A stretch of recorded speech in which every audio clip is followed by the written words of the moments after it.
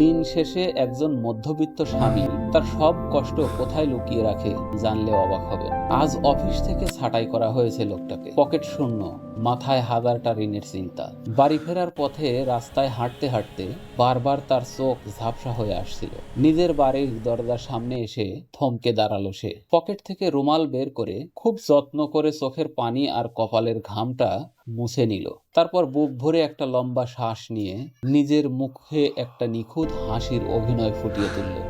বাসার calling bell বাজাতেই 5 বছরের মেয়েটা দৌড়ে এসে দরজা খুলল। মেয়েকে কোলে তুলে নিল সে।